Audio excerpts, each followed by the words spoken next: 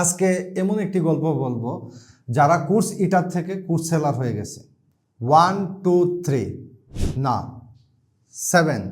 আমি রোনালদোর নাম্বার 7-এর কথা বলতেছি না, একজন কোর্স ইটারের 7 ইয়ার্সের গল্প বলবো। আমি যে কোর্স ইটারদের কথা বলতেছি তাদের সাথে আমার পরিচয় 7 বছর।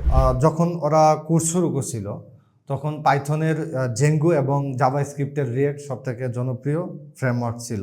স্টিল এরা এখনো কোর্সের লুপে আটকে আছে। স্বাভাবিকভাবে আপনাদের মনে কোশ্চেন আসতে পারে যে কোর্স ইটার আবার কী জিনিস। আমি আপনাদেরকে বোঝাচ্ছি যে এখানে যে জিনিসটি 7 বছর ধরে ওরা কোর্স করতেছে, সেটা ওয়েব ফ্রেমওয়ার্ক থেকে শুরু করে ডিজিটাল মার্কেটিং, বর্তমানে উদ্যোক্তা নামে যে কোর্সগুলো বাজারে বের হয়েছে ওইগুলো করতেছে। কিন্তু সব থেকে বাজে যে জিনিসটি এখন আমি লক্ষ্য করছি যে এই কোর্স ইটাররা ইউডেমি থেকে কোর্সগুলো ডাউনলোড করতেছে, সেই ডাউনলোডকৃত কোর্সগুলোকে আবার তাদের ড্রাইভে আপলোড করতেছে, সেগুলো আবার লিঙ্ক আকারে বাজারে সেল করতেছে। কি অদ্ভুত না জিনিসটা। আজকের এই কথাগুলো আমি ওই কোর্স সেলারদের উদ্দেশ্য না, আজকের কথাগুলো হচ্ছে আমার জুনিয়রদেরকে উদ্দেশ্য করে। যারা কোর্স করতেছো তোমাদেরকে আমি একটা কথাই বলবো যে যদি তুমি ফার্স্ট ইয়ার বা সেকেন্ড ইয়ারে থাকো, তুমি সর্বোচ্চ ওই সময়টাতে তুমি এক্সপ্লোর করতে পারো।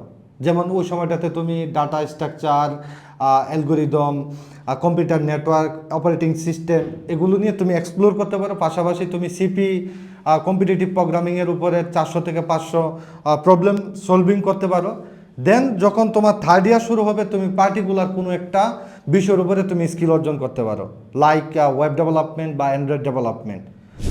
আমি শিওর তুমি যদি 30 থেকে 40টা কোম্পানিতে তুমি ইন্টার্নশিপের জন্য অ্যাপ্লাই করো, তুমি ক্র্যাক করে ফেলতে পারবে।